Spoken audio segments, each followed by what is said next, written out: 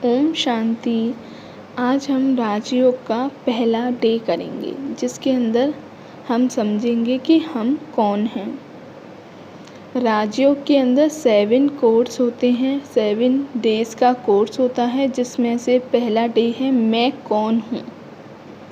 और कोई अगर ब्रह्मा कुमारीज़ बनता है तो उसे ये 7 डेज़ का कोर्स करना ही पड़ता है, क्योंकि तब तक कोई ब्रह्मा कुमारी इसको समझ नहीं पाएगा कि ब्रह्मा कुमारी कौन है, जब तक वो ये 7 डेज़ का कोर्स नहीं कर लेता। हम सब जानते हैं कि अगर कोई से आज के टाइम पे हम पूछें कि आप कौन हो, तो वो झट से जवाब दे देते हैं, मैं शालू हूँ, मैं राधा हूँ, मैं रिंकी हूँ, मैं सोनल हूँ। ऐसे अपने शरीर का नाम ले लेते हैं और ये भी कह देते हैं, अगर वो कोई पुलिस में है या डॉक्टर में है तो कह देते हैं मैं डॉक्टर हूँ, मैं इंजीनियर हूँ, मैं फ़लाना हूँ, ऐसे बोल देते हैं। लेकिन असलियत में उन्हें पता ही नहीं है कि मैं शब्द कहने वाला कौन है इस शरीर में, जो कह रहा है मैं कौन हूँ, मैं आत्मा हूँ, ये कोई नहीं जानता। सच में अगर आज आप किसी से पूछो कि मैं, सबको पता है कि आत्मा है हमारे शरीर में, लेकिन किसी को ये नहीं पता कि आत्मा हमारे शरीर में रहती कहाँ है। आप किसी से भी पूछ लेना, अगर वो आपको बता दें, आप पूछ के देखना कि आप ये बताओ कि हमारे शरीर में जो आत्मा है उसकी प्लेस कहाँ है। हर कोई होता है ना, जैसे कि हम रहते हैं, हम अपने घर में रहते हैं, तो हमारे घर की भी एक जगह है ना, एक प्लेस है ना। जैसे कि मैं रहती हूँ आगरा में, तो ऐसे ही आत्मा हमारे शरीर के अंदर किस जगह पर रहती है, किसी को पता है? तो आज हम उसके बारे में जानेंगे। तो चलो जानते हैं। आज हम देखते हैं कि साइंस देखा जाए, जो हमारी साइंस है उसने बड़ी बड़ी मिसाइलें बना ली हैं, बड़ी बड़ी खोजें कर रही है, बहुत ज़्यादा तरक्की पे है, लेकिन अभी तक साइंस ये नहीं जान पाई मैं शब्द कहने वाला कौन है ना। तो आज हम यही जानेंगे, मैं शब्द कहने वाला कौन है।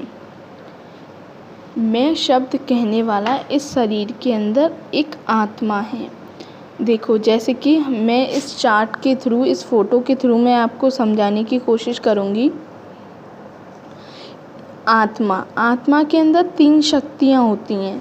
पहली होती है मन, दूसरी होती है बुद्धि, तीसरी होती है संस्कार। आत्मा के अंदर ये तीनों चीज़ें आती हैं, मन, बुद्धि, संस्कार। अब बहुत सारे लोग कह देते हैं कि मन अलग, बुद्धि अलग, संस्कार अलग। नहीं, लेकिन जो हमारी आत्मा है उसी के अंदर ये 3 शक्तियाँ होती हैं, मन, बुद्धि, संस्कार। अब ये देखते हैं कि मन का मतलब क्या होता है। मन का मतलब होता है जो सोचता है वो मन होता है। जब मन डिसीज़न लेने लगता है तो उसे हम बुद्धि कहते हैं। जब जो ये डिसीज़न है, जब ये हमारे कर्म में आ जाता है, हमारी आदतों में आ जाता है, तो उसे हम संस्कार कहने लगते हैं। जो हमारी आत्मा है उसे हम कई नामों से जानते हैं, जैसे कि लाइट कह सकते हैं, इसे सोल कह सकते हैं, एनर्जी कह सकते हैं, और हम इसे एनर्जी कह सकते हैं, स्पिरिट कह सकते हैं। कई नामों से हम जाने जा सकते हैं। बहुत सारे लोग कहते हैं हम आत्माओं को नहीं मानते। अरे भाई, आत्मा को नहीं मानते तो साइंस एनर्जी को तो मानती है ना। लाइट शब्द भी कह सकते हैं हम, ठीक है। और जो हमारी आत्मा होती है ना, उसके पास 5 तरीके के संस्कार होते हैं। एक होते हैं जो वो अपने पास्ट से लेके आई होती है। जो आत्मा अपने पास्ट से संस्कार लेके आई होती है, एक वो संस्कार हो गया आत्मा में। दूसरा संस्कार जो वो अपनी फैमिली से लेती है प्रेजेंट में। और तीसरा संस्कार है जो आत्मा अपने वातावरण से लेती है। और एक वो होती है चौथी संस्कार वो होता है जो आत्मा अपनी विल पावर से क्रिएट करती है। और पांचवा संस्कार होता है आत्मा का ओरिजिनल संस्कार, जिसके अंदर 7 गुण आते हैं। एक आता है पवित्रता, दूसरा शांति, तीसरा सुख, चौथा ज्ञान, पांचवा प्रेम, 6 आनंद और 7 शक्ति। ये 7 ओरिजिनल गुण होते हैं आत्मा के अंदर। तभी तो हम कहते हैं आत्मा तो सतोगुणी है। सतोगुणी मतलब एक आत्मा के अंदर 7 गुण होते हैं, वो उसके ओरिजिनल गुण होते हैं। हर एक आत्मा के अंदर ये 7 गुण होते हैं, लेकिन बस दिक्कत ये है कि आप इन्हें पहचानो। अब हम ये देखते हैं कि जो आत्मा है वो हमारे शरीर में किस जगह पर निवास करती है, किस जगह पर रहती है। तो आत्मा हमारी आईब्रो के बीच में रहती है। आईब्रो के बीच में रहती है, जहाँ हम तिलक लगाते हैं, हमारे ब्रेन के सेंटर में। आत्मा को हम अपने आईब्रो के बीच में देखते हैं, जैसा कि आप इस फोटो में देख सकते हो। जो ये भाई हैं, इनका जो ये उंगली जा रही है, वहाँ पर आत्मा रहती है। अब हम सोचें कि आत्मा कैसी होती है, किस रूप की होती है। तो आत्मा जो होती है हमारी बिंदु रूप की होती है। उसका रूप जो है वो बिंदु रूप है। जिस तरह एक तारा चमकता है, उसी तरह जो हमारी आत्मा है वो आईब्रो के बीच तारा समान चमकती है। आत्मा एक बिंदु रूप है। हम एक एग्ज़ाम्पल लेते हैं कार का, उसकी हेल्प से हम समझते हैं। मैं एक एग्ज़ाम्पल लेती हूँ कार से, ठीक है। जिस तरह एक कार के अंदर एक ड्राइवर होता है, उस कार को एक ड्राइवर हैंडल करता है। अगर जो कार है उसे चलाने वाला कौन है? एक ड्राइवर। अगर ड्राइवर ही नहीं होगा तो कार चल पाएगी? बिल्कुल नहीं ना। उसी प्रकार आत्मा है हमारे शरीर की ड्राइवर। अगर हमारे शरीर में आत्मा होगी तभी तो हमारा शरीर चल पाएगा। आप खुद ही सोचो, अगर आत्मा नहीं होगी तो हमारा शरीर चल पाएगा? नहीं, हम जीवित ही नहीं रह पाएंगे।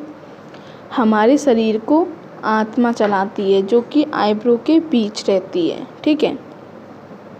जैसे कि मैं एक एग्ज़ाम्पल लेती हूँ। एक राजू होता है, ठीक है।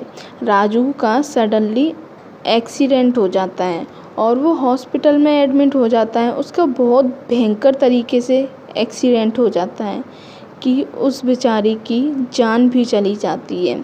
तो फिर डॉक्टर कहते हैं कि उनकी फैमिली से हम राजू को नहीं बचा पाए, है ना। हम राजू को नहीं बचा पाए, तो हम नहीं बचा पाए, ठीक है।